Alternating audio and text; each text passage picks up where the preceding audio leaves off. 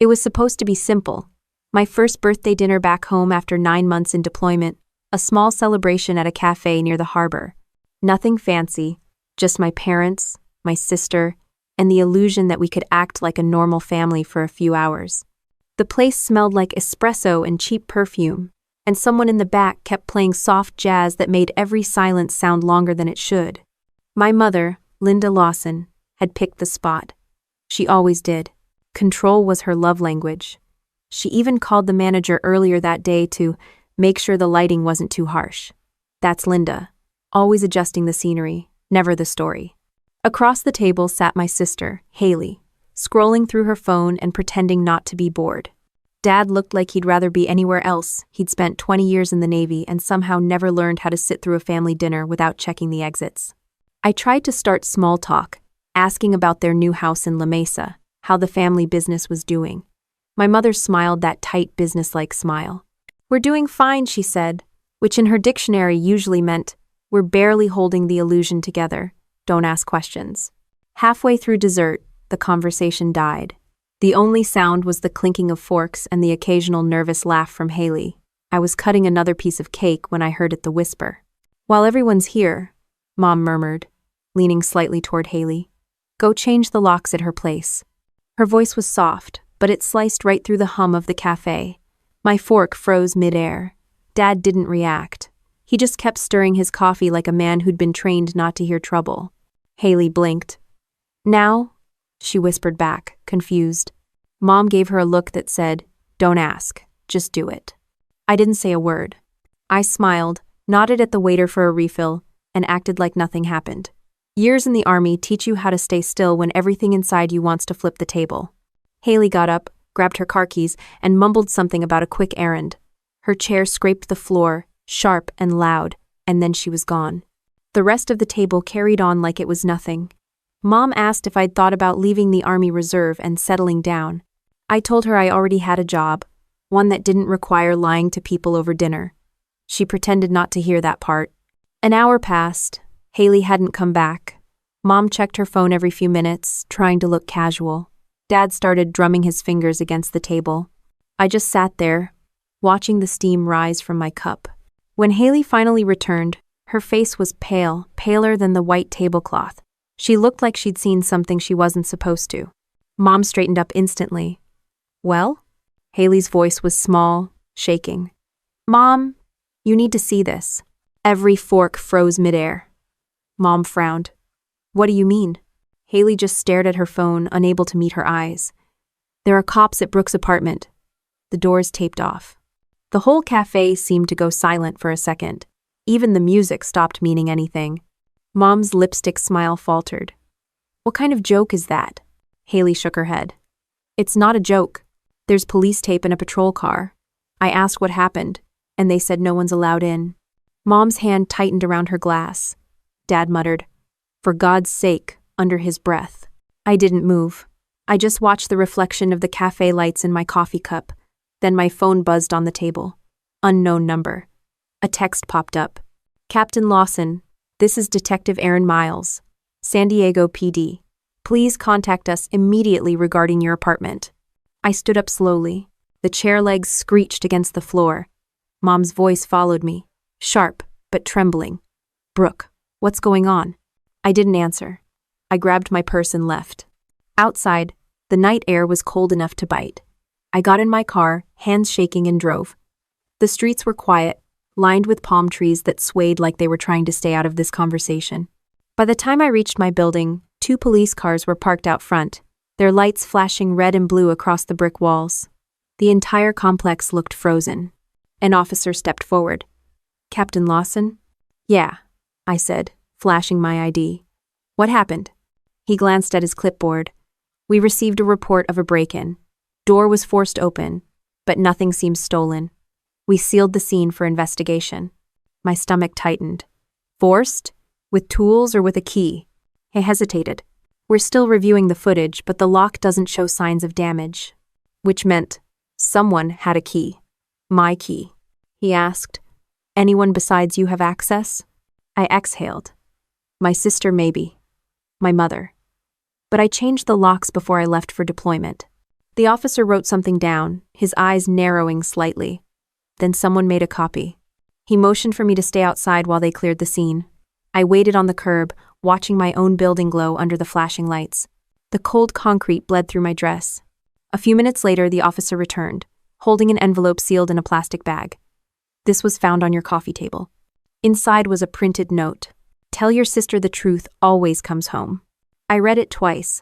The words were neat, typed, emotionless. My hand started shaking before I even realized it. Who found this? I asked. Detective Miles, he said. He'll want to talk to you tomorrow. In the meantime, we'll run prints on the envelope. I nodded, thanked him, and walked back to my car. The drive home felt shorter, or maybe my brain just refused to process distance anymore. When I pulled up to my parents' house, the lights were still on. I could see Mom pacing through the living room window, phone glued to her ear, probably already rewriting the story. I didn't go in. I just sat in the car, engine running, thinking about that line. Tell your sister the truth always comes home. It didn't sound like a threat. It sounded like a warning. And I knew enough about my family to tell the difference. The next morning, the phone rang at 6:15. Detective Miles again. His voice was steady, like someone used to bad news. Captain Lawson, we've identified the man who entered your apartment. His name's Ethan McBride. Works maintenance in your building. He's in custody. End quote. I asked, did he say why he was there? Miles paused.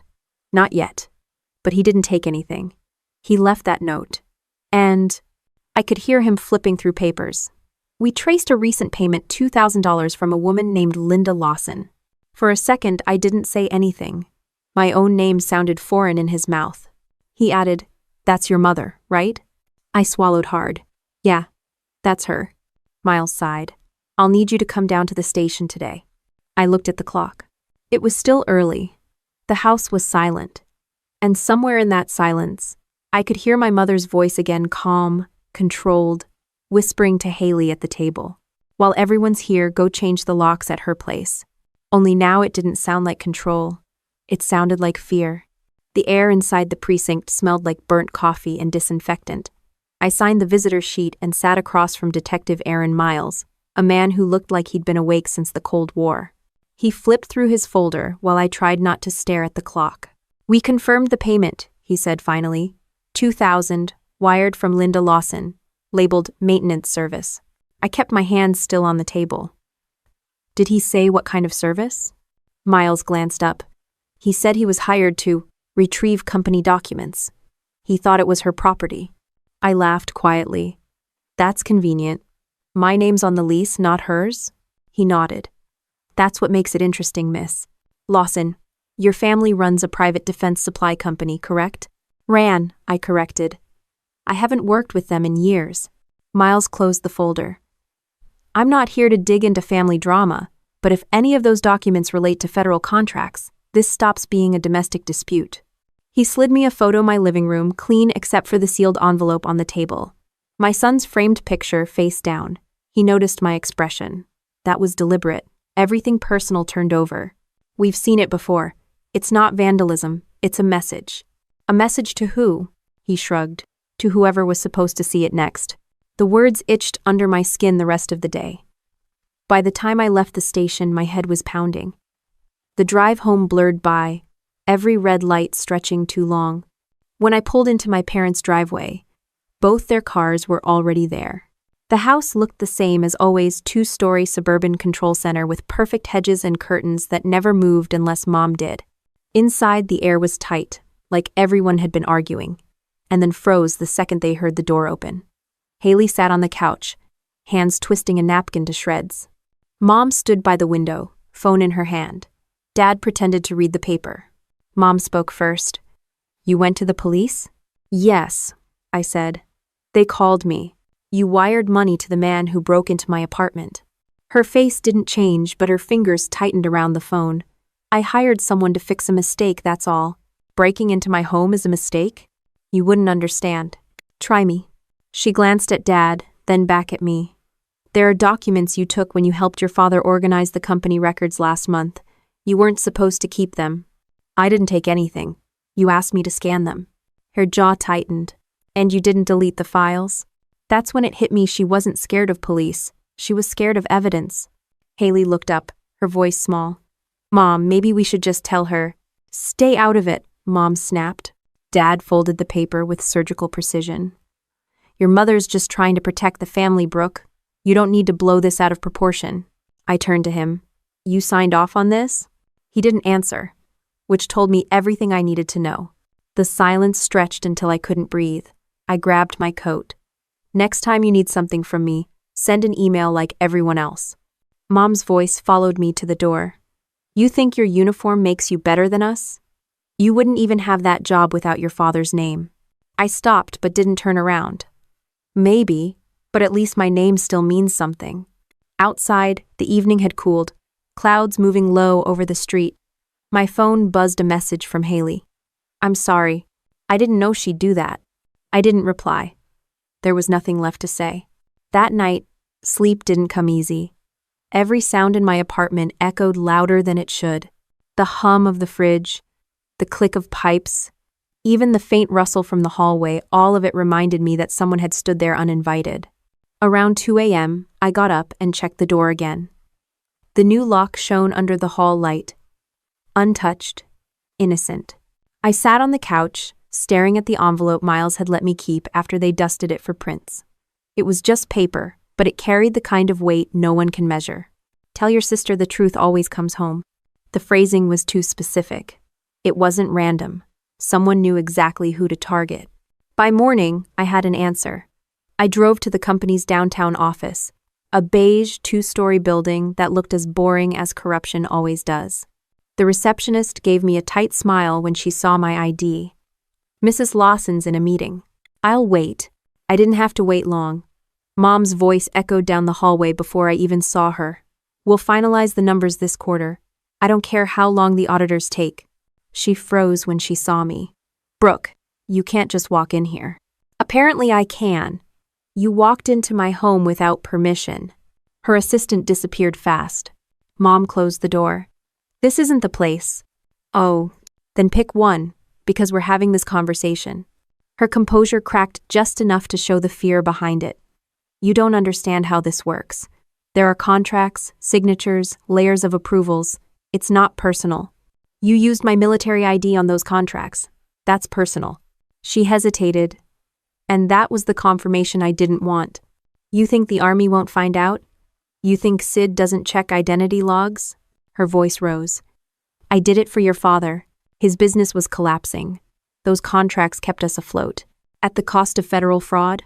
You owe us your life, Brooke. You wouldn't even have a roof over your head if it weren't for this family. I stepped closer, lowering my voice. You don't get to use the word family when you break into your daughter's apartment to cover your crimes. For a second, I thought she might actually hit me. Her hand twitched, then dropped. She smoothed her blouse, like nothing happened. You will keep quiet, she said. You don't want to see your father in handcuffs, do you?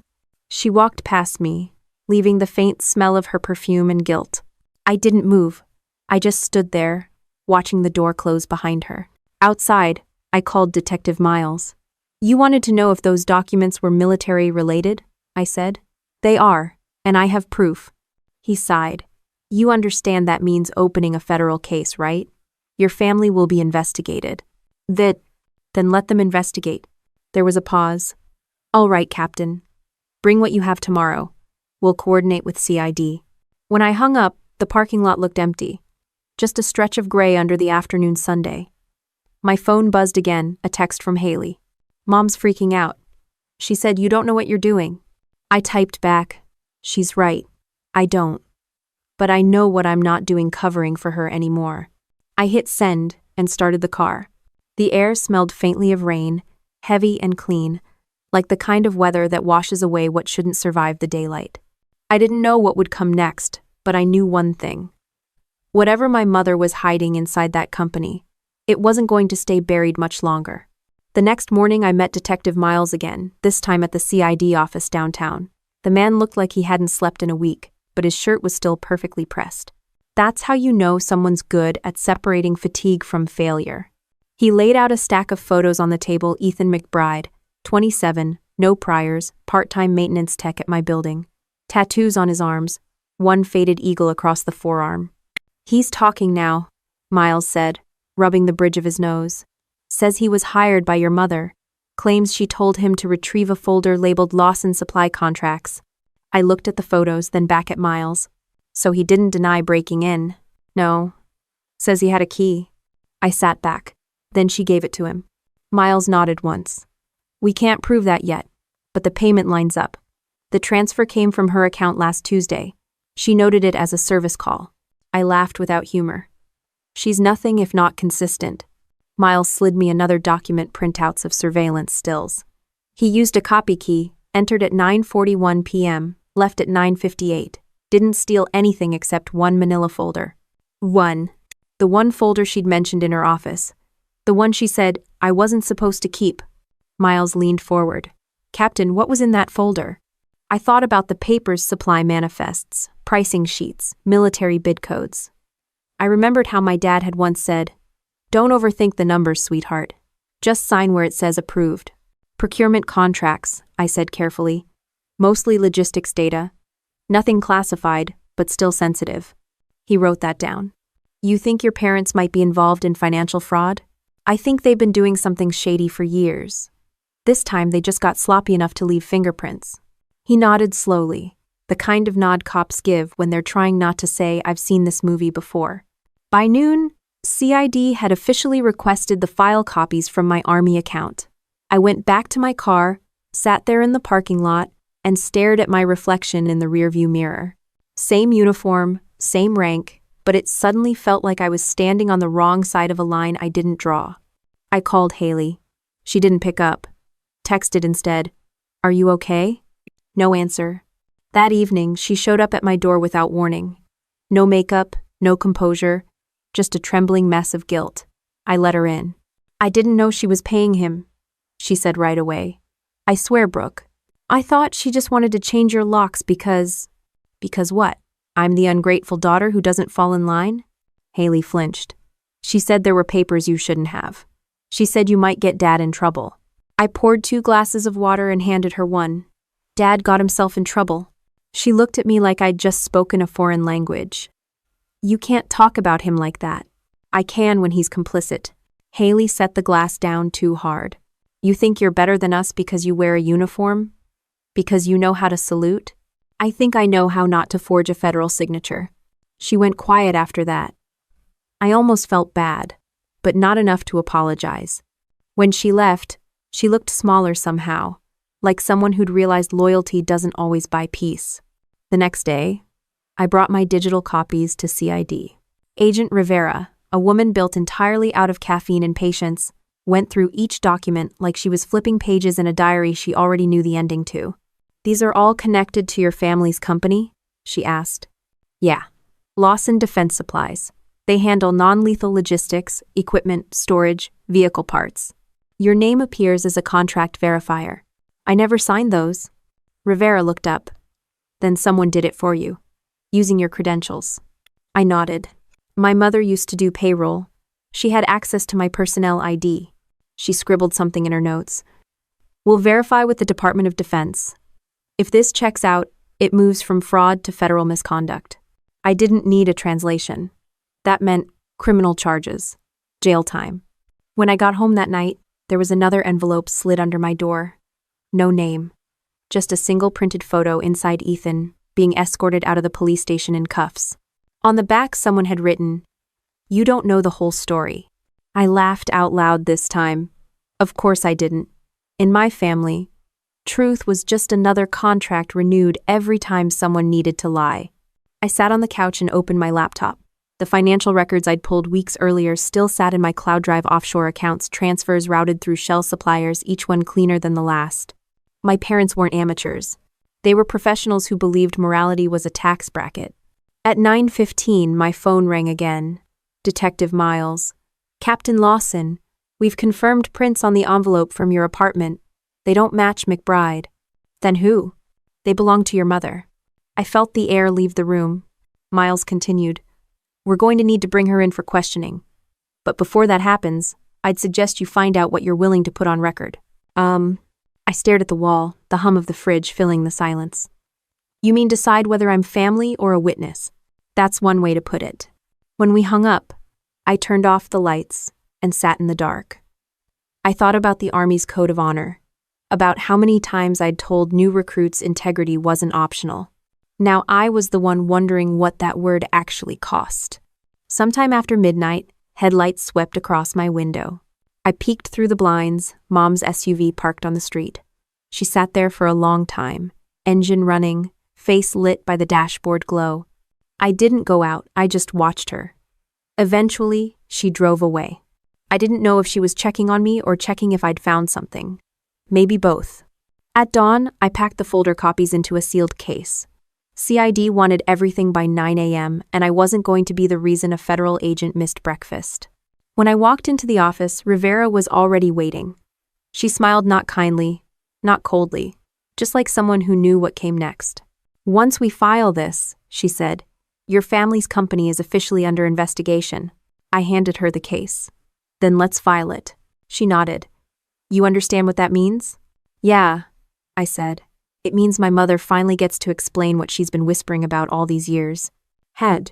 Outside, the sun was already high, the light too bright for comfort. I stood there a moment longer, watching cars pass, feeling the weight of something that wasn't quite victory and not yet guilt. I got in my car and started the engine. The sound felt louder than usual, like the beginning of something irreversible. The elevator in the Lawson Defense Building groaned like it hated every floor it stopped on. I stood there, watching my reflection in the steel door, trying to figure out what kind of daughter walks into her parents' company with federal investigators at her back. The kind that's out of options, apparently. The receptionist gave me the same smile she always did, tight, polite, and terrified. Mrs. Lawson's in her office, she said, like I didn't already know. The place hadn't changed. Framed military certificates, motivational posters about integrity and partnership, and an American flag so clean it looked digitally printed. My father loved to say the company was built on honor. I guess that meant forging my name was just good branding. Linda's office door was open. She was standing at the window talking into her headset like she was running the Pentagon. When she saw me, she didn't even flinch.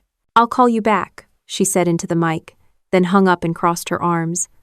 Brooke, I'm busy. Not busy enough to break into my home, I said. Her jaw tightened. You don't understand what's happening. Then explain it. She took a slow breath, the kind she used before lying. Your father made some mistakes. I'm trying to fix them. Those papers you found, they weren't supposed to leave this building. They didn't. I scanned them, remember? You asked me to. And you kept copies. End quote. Because that's what normal people do when they're told to sign something shady. She sat down, trying to look calm. Brooke, these contracts aren't criminal. They're flexible. Everyone in defense supply does it. You just don't know how the system works. Mom, I literally work in logistics for the Army. I know exactly how the system works. Her tone sharpened. You think your moral lectures mean anything in the real world? Do you know what would happen to your father if this went public? I stared at her, and for the first time I saw fear behind her precision. You're not afraid for him, I said quietly. You're afraid for yourself. Before she could respond, Haley appeared in the doorway, clutching a folder. Mom, CID called. They asked about the vendor accounts. Linda's expression didn't move, but her eyes flicked toward me. Tell them we're auditing internal discrepancies. Haley nodded like an obedient intern and disappeared. I leaned against the desk. You forged my signature on federal paperwork, opened an offshore account with my name, and then hired a stranger to break into my apartment. You're not fixing mistakes, Mom. You're making felonies. She looked exhausted for the first time. You always make everything sound worse than it is. No, you do. You built a life out of pretending consequences don't apply to you. I turned to leave, but she spoke again, low and sharp. If you file that report, you'll destroy this family. I stopped. You destroyed it the moment you decided family meant ownership. Her voice rose behind me. Your father won't survive this. I didn't turn around. Then maybe he shouldn't have taught me to salute integrity while signing lies. Outside, the hallway smelled like printer ink and fake sincerity. I passed Haley's desk. She looked up, eyes rimmed red. You told CID, didn't you? I told them the truth. Mom says you're doing this for revenge. I smiled a little. She's half right. I'm doing it for justice. Revenge just makes it more honest. Haley swallowed hard, like she wanted to believe me but couldn't afford to. I kept walking. Downstairs, the warehouse floor buzzed with forklifts and men in uniforms that looked too crisp to be dirty. A foreman recognized me and waved. "Captain Lawson, good to see you again. Haven't had a visit in a while." "Yeah," I said, trying to stay out of the family business. He laughed, unaware of the irony. "Smart choice. A lot of numbers don't add up around here lately." That caught my attention. "What do you mean?" He shrugged. "Inventory says one thing, trucks say another. Happens when folks upstairs move too many parts and not enough paperwork." I thanked him and walked out before my face could give anything away. In the parking lot, the California heat pressed down hard, the kind that makes every decision feel heavier. My phone buzzed Miles again. "Captain," he said, his tone all business. "We've got preliminary results. The documents you turned in are connected to 3 shell vendors. 2 traced offshore, 1 local. Names? Atlas Supply, Broadline Logistics, and a ghost company registered under wait for it, Haley Lawson." I stopped walking. "Haley?" "Yeah. Opened last year. Linked to your parents' corporate address. Money goes out through Atlas, comes back through Broadline, then lands neatly in the Haley account. Clever setup." "She doesn't even understand basic accounting," I said. Miles chuckled dryly. "Maybe she doesn't need to. Someone's been running the books for her." I leaned against my car. "So what happens now?" "We hand this to CID officially. They'll subpoena records, maybe freeze assets. You'll need to stay clear of the company. No contact." Easier said than done. He paused. "I know they're your parents, Lawson. But the evidence is strong. You did the right thing bringing it forward." I wanted to believe that. Really did. But right didn't feel like much of a reward. When the call ended, I sat there in the car, staring at the front doors of the company glass, spotless, expensive. They reflected the sky perfectly, so you couldn't see the rot inside. That night, I went home and opened my laptop again. Every transaction, every contract, every fake vendor, it all lined up like a confession on paper. My mother's name appeared on at least 6 approvals. My father's signature on 2 more. Mine on 5. They hadn't just risked their business. They'd built an empire of lies on my clearance. A knock on the door pulled me out of it. Haley stood there, pale and shaking. "You told them, didn't you?" she whispered. I didn't bother denying it. Tears pooled in her eyes. "Mom says you'll regret this forever. That blood doesn't forgive." "Then maybe blood shouldn't lie." She looked at me for a long second, then turned and walked away. After she left, I shut the door and leaned against it, breathing slow. The sound of her car driving off faded into the night. On the table, the old envelope still sat where I'd left it. "Tell your sister the truth always comes home." I finally understood what it meant. Whoever wrote it didn't mean Haley. They meant me. The sister who stopped pretending. The one who came home to face what everyone else tried to bury. And somewhere out there, my mother was probably realizing the same thing, that no whisper stays secret once the truth learns your name. The front door of my parents' house was unlocked, which said a lot about their confidence. People who believe they're untouchable rarely worry about locks. I stepped inside without knocking. The smell of lemon polish hit first, clean, controlled, suffocating. Mom was at the dining table, sorting receipts like a general reviewing battle plans. Dad sat at the far end with his laptop open, pretending to work. Neither of them looked surprised to see me. "You shouldn't be here," Mom said without looking up. "Neither should the FBI, but they'll be here soon," I replied. That made her stop. She looked up slowly, her eyes narrowing. "What did you do?" I told the truth. Dad sighed like I'd confessed to ruining a family vacation. "Brooke, you don't understand how this works. These investigations always blow over. Your mother knows people." "Good for her," I said. "She can call them from federal custody." Mom stood up, calm but coiled. "You think you're saving the world, but all you're doing is humiliating this family." "Humiliating?" I laughed, short and bitter. "You used my clearance number on forged contracts and hid the profits under Haley's name. I'm not the one who should be embarrassed." Her voice rose. "You think this company runs on clean money? Everyone bends the rules. Everyone. That's how business works. Not military business. Don't lecture me on ethics, Brooke. You don't have children to feed, a company to protect. You had both, and you still chose greed. Her composure cracked. You don't understand what it means to sacrifice for your family. Maybe because in this family, sacrifice is a one-way street. Dad stood, his voice quiet but heavy. Enough. We can still fix this. How? I asked. Erase the evidence? Replace my fingerprints? Tell the investigators I forged my own signature? His silence was confirmation. Mom exhaled sharply and sat down again. You've always been dramatic. Everything's a betrayal to you. Because it always is, I said. You raised me to believe loyalty was sacred until it stopped benefiting you. Her hand slammed against the table. Watch your tone. I met her glare evenly. I'm not your soldier. That. Haley's voice came from the hallway. Stop it. She looked pale, eyes red from crying. Both of you, please. I turned to her. You knew about the fake company? She nodded weakly. I didn't at first. Mom said it was just a shell for taxes. Then she said it was temporary. I believed her. Mom's voice sharpened. Don't apologize for something you didn't do. Haley whispered. I did, Mom. I signed things you told me to. For a moment, no one spoke. The only sound was the clock ticking over the fireplace, loud, deliberate, like it was marking the time left before everything collapsed. I looked at Haley. You can still fix this. Tell the truth. She shook her head, trembling. She said if I talk, Dad goes to prison. Mom's tone turned icy. Haley, go to your room. She's not 10, I said. She's your accomplice. That made Mom snap. You will not talk to your sister like that in my house. This stopped being your house the moment you used it as a front for fraud.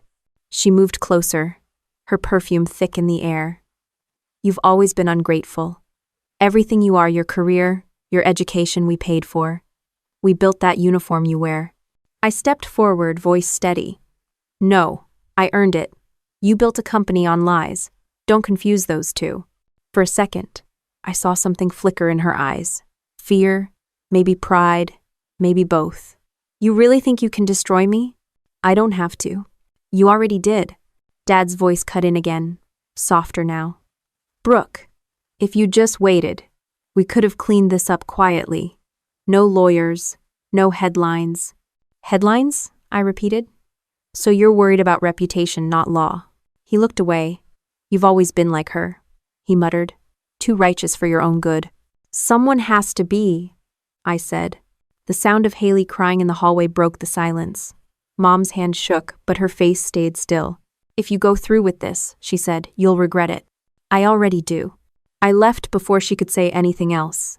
The air outside hit like cold water, sharp and clean.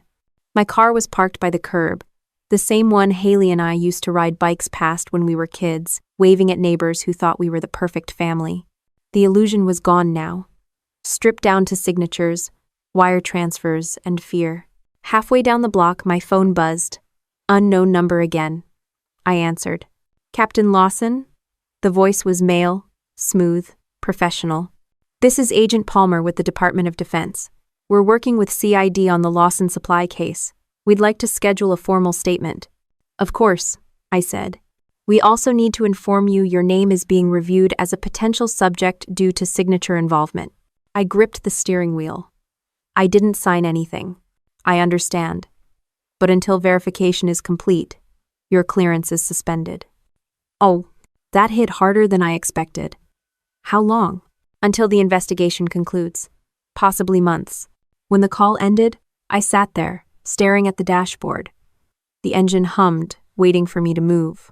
Everything I'd built in the Army, every promotion, every clean record frozen because my parents couldn't keep their hands off federal money. I didn't cry. Anger's drier than tears. The next morning, I woke to the sound of someone knocking. It wasn't the police, it was Haley. She looked like she hadn't slept. Mom's losing it, she said, stepping inside. She thinks you're trying to ruin us on purpose. She ruined herself, I said. Haley nodded slowly. I know, but she won't stop until she finds a way to drag you down too. She's been talking to Dad about moving assets. Offshore? Haley hesitated. Somewhere they think investigators can't reach. I exhaled through my nose. They're digging deeper instead of stopping. She sat down, wrapping her arms around herself. I don't want to go down with them, Brooke. Tell me what to do. Tell the truth. It's the only way you get out clean. I'm scared. Good, I said. That means you still have something to lose. We sat in silence for a moment. Outside, the neighbors' sprinklers kicked on, mist catching the morning sun like nothing bad ever happened in the world. I looked at Haley and saw a version of myself that never escaped obedient, quiet, useful. I wasn't going to let her become Linda too. I opened my laptop and slid it toward her. Start here. Every transaction you know, every document you signed, write it down. If the agents call, tell them the truth first. Don't wait for Mom to rewrite it. Haley looked at me like she didn't believe I'd actually help her. You'd do that? Even after everything? I shrugged. We were raised to protect the family. I'm just finally doing it right. She gave a small, shaky laugh. For the first time in weeks, it sounded human. The sound of my phone buzzing cut through the quiet. Detective Miles again. I answered on speaker. Captain, just a heads up, he said. Sid's filing warrants this afternoon. The company's assets are being seized. You might want to keep your distance. Too late for that, I said. He hesitated. We also found something new emails between your mother and a contracting officer. Looks like bribery. I glanced at Haley, who froze. Miles continued, This case is about to get a lot bigger than anyone expected. The call ended, and for a moment, the house felt still again. Then Haley whispered, What happens now? I didn't answer. I just reached for another cup of coffee and said, We keep telling the truth until someone finally believes it. By the time CID officially took over the case, the company name Lawson Defense Supplies was already trending on local news. The anchors called it a developing federal investigation into military contract irregularities. That's a polite way of saying fraud. The kind that ruins last names permanently. I walked into the CID office again that morning, where Agent Rivera met me with 2 cups of coffee and a stack of folders. Good news first, she said. You're not our target. That's a low bar, but I'll take it. The bad news, your clearance suspension stays until this is resolved. You can't access any base systems, can't serve on procurement boards, and your unit's been informed. I nodded, keeping my expression still. So basically, I'm a soldier without a uniform. She smiled faintly. Think of it as administrative leave with a side of chaos. We sat down in a conference room filled with fluorescent lights that made everyone look guilty. Rivera opened one of the folders. Inside were copies of the forged documents, annotated with bright yellow notes. These aren't amateur fakes, she said. Whoever did this had access to official templates and internal routing codes. That suggests someone inside your family's company worked directly with a government contact. Do you know who? She tapped one of the pages. We're looking at a contracting officer named Mark Devereaux. He's stationed at Fort Hood. Emails show your mother communicating with him about expedited payments. I frowned. Devereaux was under investigation 3 years ago for kickbacks. They dropped the case. Maybe they dropped it too soon. She slid another photo toward me, Mom and Dad, at a fundraising gala, shaking hands with a man whose nameplate read Devereaux. The timestamp was last year. I leaned back. So it wasn't just bad accounting, it's bribery too. Looks that way, Rivera said. And that means the DOJ will want in. The weight of that settled in slowly. Once the Department of Justice steps in, family loyalty doesn't matter, only evidence. After the meeting, I grabbed lunch at a diner near the base. The waitress recognized me from the news and gave a half smile that said, I'm sorry for your drama, but also fascinated by it. A TV on the wall was replaying the report. Local defense supplier under federal review. Sources confirm the daughter, an Army officer, is cooperating with investigators. Cooperating. That's the word people use when they mean betraying blood. When I got home, my phone was full of messages. Reporters, old coworkers, even people I hadn't spoken to since high school. I deleted them all. One voicemail stood out though. It was my commanding officer, Major Green. Lawson, I saw the file. You did the right thing. Don't let the noise get to you. We'll hold your position open until this clears up. I replayed that twice. I didn't need reassurance, but it helped to hear someone say I wasn't crazy. Later that afternoon, Haley called. Her voice was shaking. Mom's losing her mind. She said you're working with the FBI to destroy us. I'm working with Sid, I corrected. The FBI's just watching. She says they're coming to the house tomorrow. Dad's shredding papers. Tell them to stop. It'll only make things worse. Haley laughed bitterly. You think they care about worse? You just took away their whole life. No, I said quietly. They did that themselves. That night, I couldn't sleep. Every creak in the apartment sounded like footsteps, every hum of the fridge like a question I hadn't answered yet. Around 3 a.m., I got up, opened my laptop, and went through the files again. I noticed something I'd missed before: a contract memo dated 6 months earlier, signed under my name but sent from an IP address linked to my parents' office. The document mentioned a shipment of non-lethal gear routed through a warehouse in Nevada. I checked the warehouse code. It didn't exist. I called Rivera first thing in the morning. I found a ghost shipment, I told her. She perked up immediately. Send it to me. That could be key. Whoever faked the shipment used my ID again. It's tied to a warehouse that's not even registered. Then someone's laundering inventory. She paused, thinking. If that's true, it's not just fraud. It's logistics tampering. That's a federal security issue. By noon, the agents had raided the Lawson facility.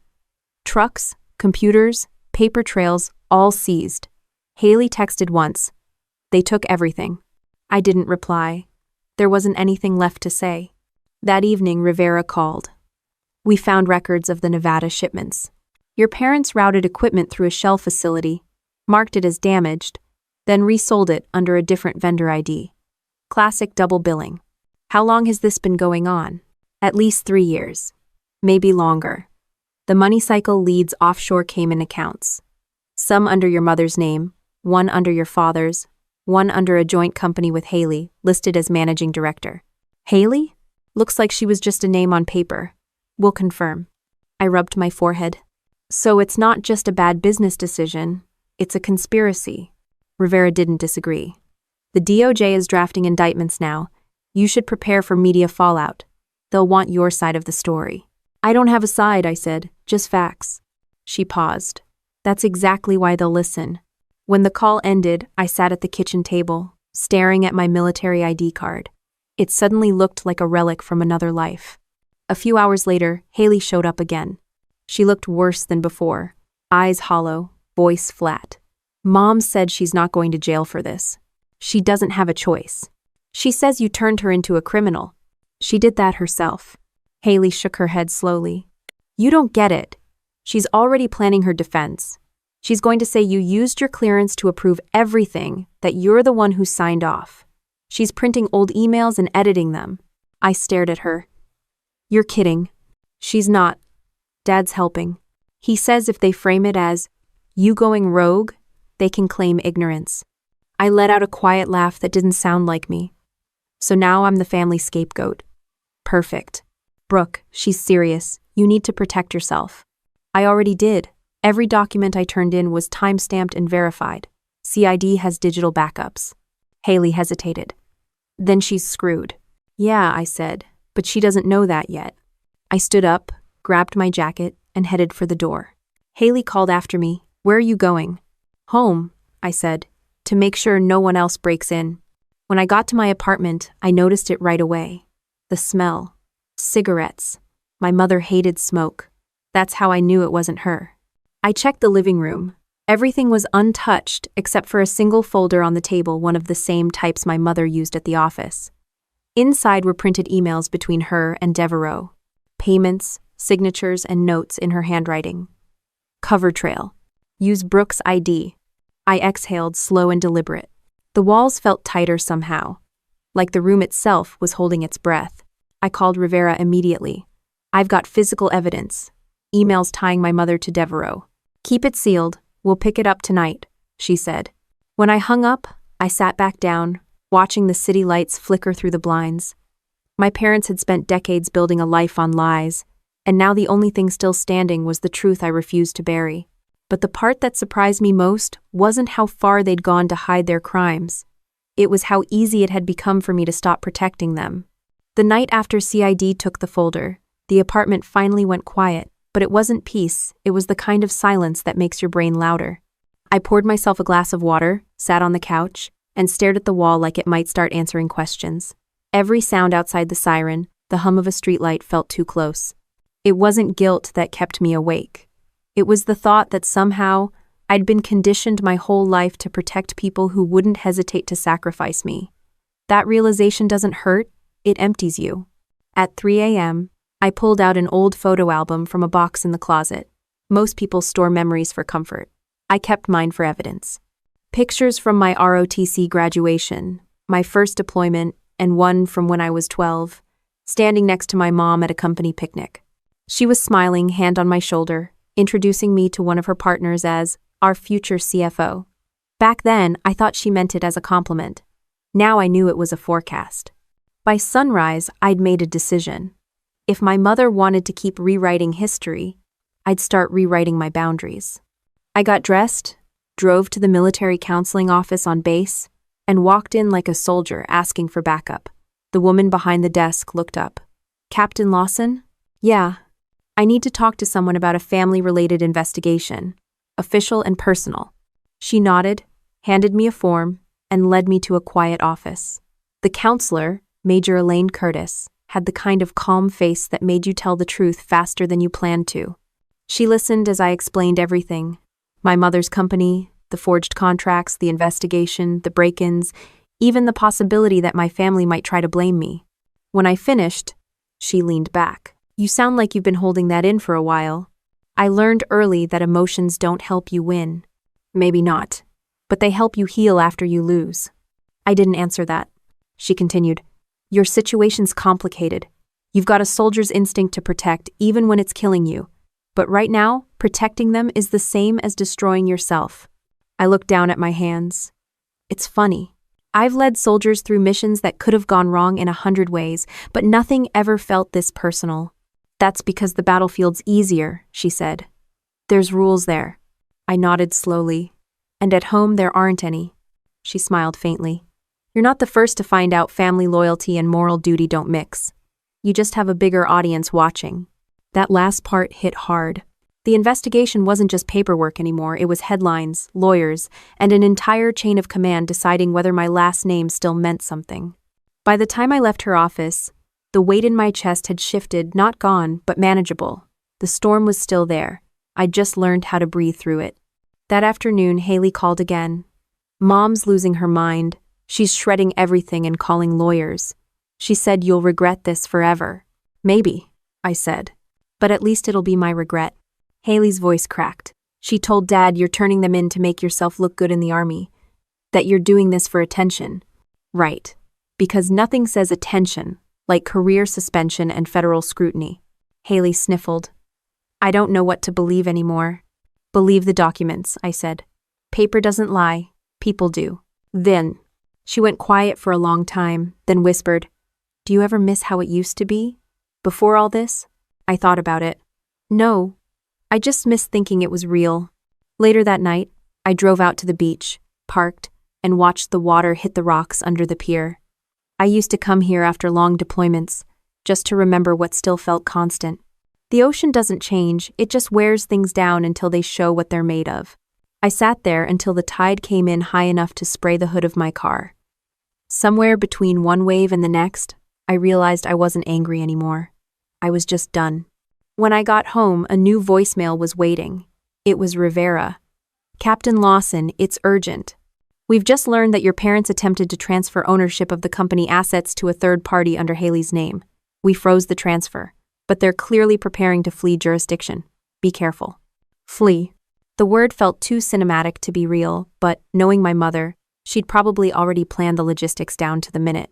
I texted Haley, "Stay where you are. Don't sign anything. I mean it." She replied right away. She said we're going to Arizona for a few days. Dad already packed. "Don't go," I wrote. "They're trying to disappear." Her typing bubble appeared, then vanished. Then nothing. I didn't wait. I grabbed my keys and drove straight to my parents' house. The driveway was empty. The lights were off. Inside, drawers were open, closets half cleaned. On the kitchen counter, a stack of passports sat next to a laptop still running an email draft subject line, "Final transfer authorization." I checked the signature. Haley's. I grabbed the passports and snapped a photo for Rivera, then noticed something else. Dad's old duffel bag on the floor, half packed with cash. Not much, maybe 20 grand, but enough to buy time. Headlights flashed through the window. I ducked instinctively, but it was too late. The car door slammed and Haley's voice echoed through the entryway. Brooke? She froze when she saw me. You scared me. I should be the one saying that, I said. Where are they? Gone. They left an hour ago. Mom said they were meeting someone who could fix everything. Who? I don't know. She just said we'd all be together soon. That was enough to make my stomach twist. I dialed Rivera immediately. They're running, probably with Devereaux's help. Stay put, Rivera said. We'll put out a bolo. Haley's eyes filled with tears. I didn't know she'd actually go through with it. I thought she was bluffing. She doesn't bluff, Haley. She calculates. She sat on the floor, hands shaking. What's going to happen to them? I hesitated. That's not my call anymore. She looked up at me. Are you ever scared they'll hate you forever? Every day, I said. But I'd rather they hate me for telling the truth than love me for keeping quiet. For once, she didn't argue. I sat across from her on the floor, the two of us surrounded by half-packed boxes and a silence heavy enough to crush walls. The storm outside started up again, thunder rolling somewhere over the city, distant but clear. Haley whispered, You think they'll come back? I looked at the passports, at the cash, at the ghost of our childhood home already half erased. They always do, I said quietly. Trouble has a way of finding its way home. The thunder grew louder, close enough to shake the windows. I didn't move. Not this time. Because for once, I wasn't running from the storm, I was waiting for it. Rain started hammering the windshield before I even reached the intersection. The storm that had been grumbling all night finally broke open, sheets of water slashing across the road as if the sky had decided to join the argument. I kept my phone on speaker, Rivera's voice crisp through the static. We've got a location, she said. Your parents' SUV pinged off a traffic camera 20 minutes ago heading east on I-8. They're meeting Devereaux at a storage facility registered to one of the shell vendors. I gripped the wheel tighter. I'm closer than your team is. Don't engage, Rivera warned. We're on our way. But by the time she finished the sentence, I was already turning onto the ramp. The drive took 15 minutes. The kind of drive that feels longer because you're replaying every mistake that led you there. The facility sat off the highway half abandoned, floodlights flickering over rusted gates. Only one unit had its door open, a pale rectangle of light cutting through the rain. I parked a few yards away and stepped out, boots sinking into the mud. My heart didn't race. It just beat steady, like it had accepted what was coming. Inside the unit, I could see 3 figures. Mom, Dad, and a man in a gray jacket who had to be Devereaux. They were arguing, voices sharp even over the rain. Linda, Devereaux said, you promised this would stay quiet. I can't protect you if your daughter's feeding files to CID. Mom's tone was cold. You were supposed to delete those records. You got paid.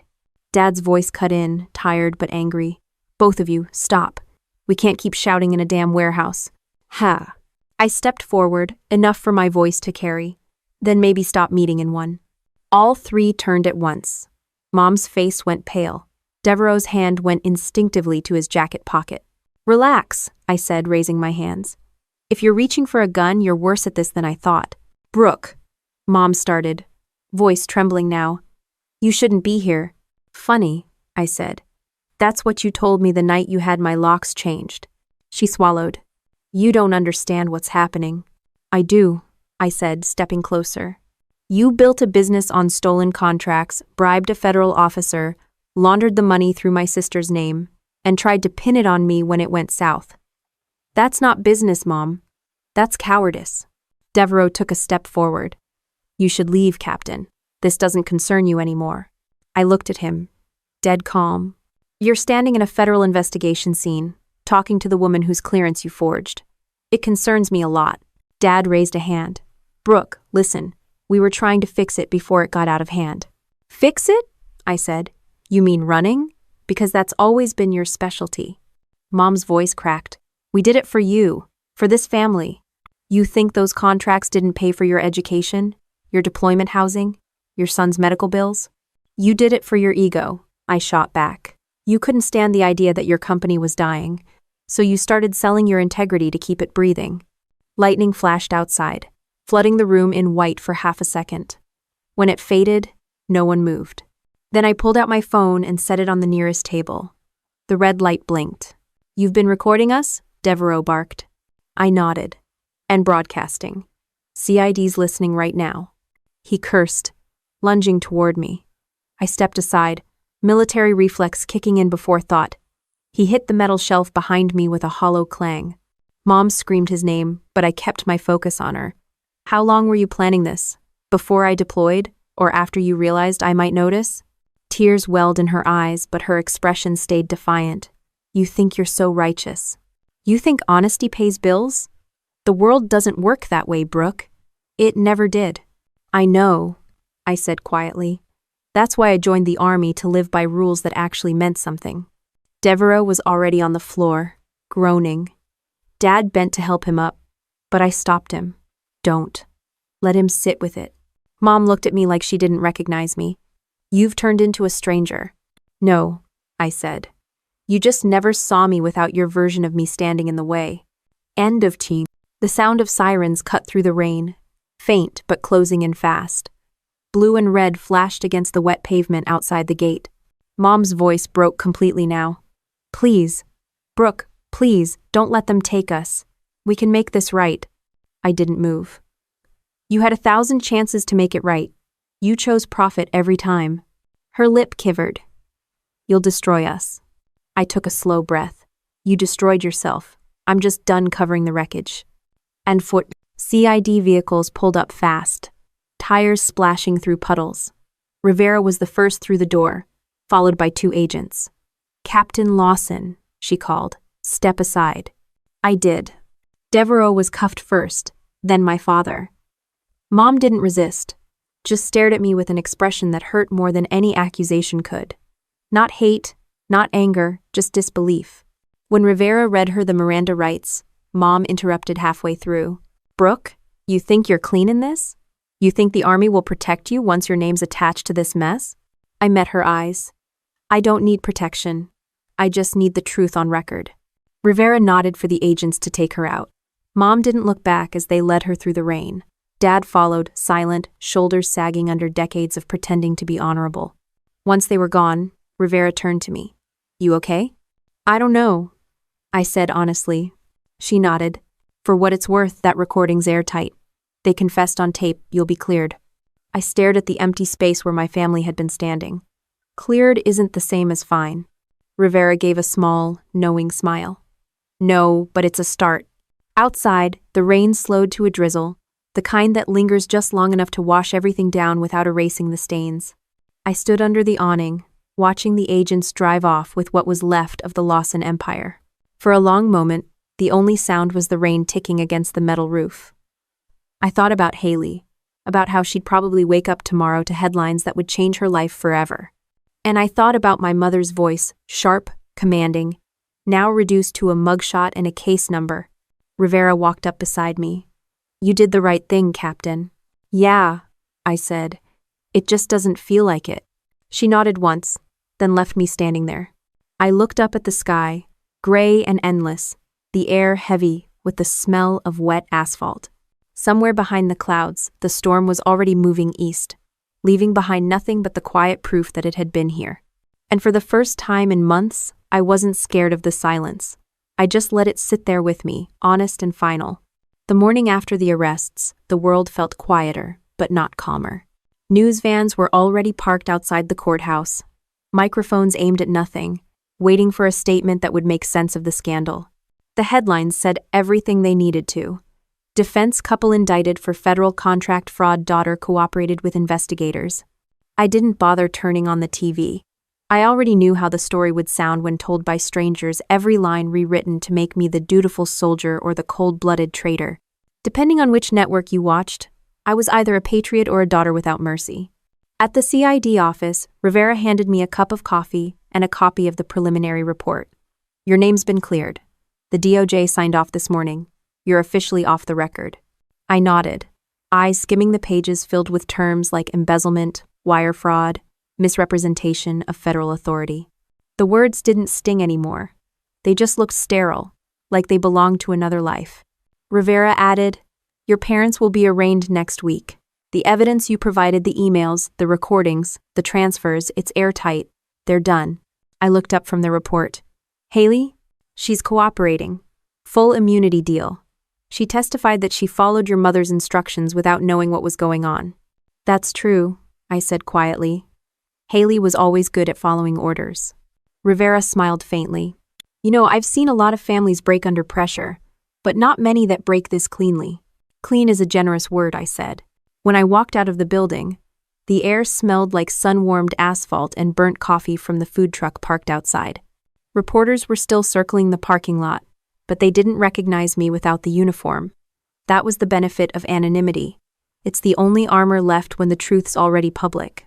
By afternoon, the calls started. Commanding officers, colleagues, friends from the service, all saying the same thing in different tones. You did what was right. We're proud of you. This couldn't have been easy. They were right about that last part. When the mail arrived, a letter from the Army Review Board sat on top. I opened it with the kind of dread you only get from bureaucracy. Inside, a single line. Clearance reinstated, pending reassignment review. I read it twice before realizing I was smiling. Not a big smile, just the kind that happens when the world finally stops taking things away from you. That night, Haley came by. No warning, no pretense, just a quiet knock on the door and the same face I'd grown up protecting. She stepped inside, eyes red, hair uncombed, holding a grocery bag. I brought dinner. Don't get excited, it's just takeout. I smiled. Better than anything I'd cook. We ate in silence for a few minutes. She poked at her noodles before finally saying, I saw Mom today. I didn't ask where. She looked smaller, like someone unplugged her.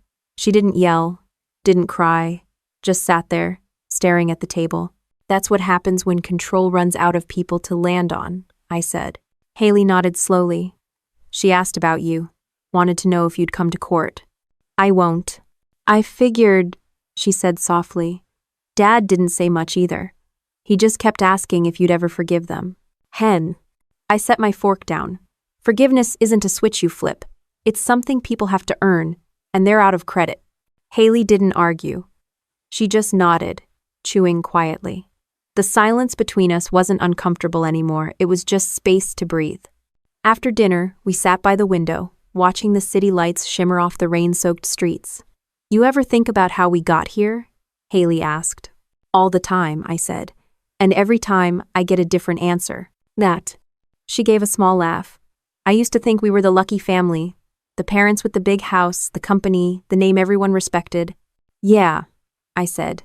Turns out the foundation was made of paper. For a while, neither of us spoke. Then she said quietly, You know, you're stronger than all of us. I couldn't have done what you did. I looked at her. You could have. You just didn't have to. She smiled sadly. I guess that's the difference between being brave and being pushed. Duh. I didn't respond to that. She was right in her own way. When she left, she hugged me for the first time in years. It wasn't long and it wasn't dramatic, but it was real. After she drove off, I sat at my desk and opened my laptop. My inbox was full of messages from journalists asking for exclusive insight into the case. I deleted them all. There wasn't anything exclusive about the truth. One email stood out, though Major Green. Lawson. Command approved your reinstatement. Optional transfer to Logistics HQ, D, C, or remain stateside reserve. No rush to decide. I closed the laptop without replying. For the first time, the idea of no rush actually felt like a gift. The following morning, I met Rivera for coffee. She looked different, relaxed, almost proud. The DOJ filed the formal charges. Your parents are facing up to 15 years. Devereaux's cutting a deal for half that. I stirred my coffee. You ever get used to this part? The cleanup? She asked. No, it's never satisfying. Justice isn't supposed to feel good. It's just supposed to be done. I nodded. Then I guess we're done. She tilted her head. So what's next for Captain Lawson? Probably a lot of paperwork. Maybe a haircut. She laughed. Whatever you do, don't join internal affairs. You'd make everyone nervous. We said goodbye, and I walked out into the morning light. The city was waking up, delivery trucks rumbling, kids on bikes cutting across puddles, life moving on like it always does. As I crossed the street, my phone buzzed. A message from Haley. Mom asked me to tell you she's sorry. Not for what she did, she's not there yet, but for how she treated you. I think that's her version of trying. I read it twice, then typed back, "That's enough for now." Then I slipped the phone into my pocket and kept walking. The air was crisp, the sky finally clear after days of gray. I didn't feel proud, or victorious, or even relieved. I just felt steady, like a soldier who'd finished a long mission and could finally lower her weapon. When I got home, the apartment was quiet again. The silence didn't feel heavy anymore. It felt earned. On the table by the door, the envelope from CID still sat where I'd left it, stamped, "Case closed." I looked at it for a long time before sliding it into a drawer. Some battles don't end with medals. They end with breathing room. And that was enough. A year later, I moved into a smaller apartment on the north side of San Diego, close enough to the base to keep a foot in my world, but far enough from my old neighborhood that I didn't have to drive past ghosts. It wasn't fancy. 2 bedrooms, one for me and one for my son, Liam. New paint, new floor, and, most importantly, a brand new lock. I installed it myself, just to be sure. People always talk about closure, like it's a single moment, but they're wrong. It's a series of quiet choices you make after the noise dies down. For me, it started with that door. The Army offered me a desk job in DC, but I stayed stateside and instead took a teaching role at the Reserve Officer School, training logistics officers. It wasn't glamorous, but it was solid, and I liked the simplicity of it. Soldiers didn't ask about my family. They cared about getting supply routes right and making sure nobody starved halfway through an operation. Clean problems, measurable outcomes. Haley lived 2 cities over now. We talked sometimes, enough to keep the peace. She'd found work in accounting for a nonprofit funny, considering how allergic our family used to be to transparency. She was doing fine, which was more than I expected. Our parents' trial wrapped up 8 months ago. They each took plea deals. Dad got 6 years, Mom got 8. White-collar prison, minimum security. The kind where you still get to pick your meals and pretend it's temporary. The first letter came from Mom about a month into her sentence. It wasn't an apology, it was a defense brief disguised as self-reflection. Lines like, "You'll understand one day," and "We did what we had to do." I never replied. The second letter was shorter. Just a page that said, "I hope you can forgive us when this is over." I didn't answer that one either. Forgiveness isn't something I hand out through the mail. Most days, I didn't think about them. When I did, it was usually in the quiet moments, standing in the kitchen making coffee, hearing the sound of Liam's laughter from the other room, realizing he was growing up in a world I'd built without them. That was enough. On my 32nd birthday, Haley drove down with a cake from some overpriced bakery and a cheap bottle of champagne.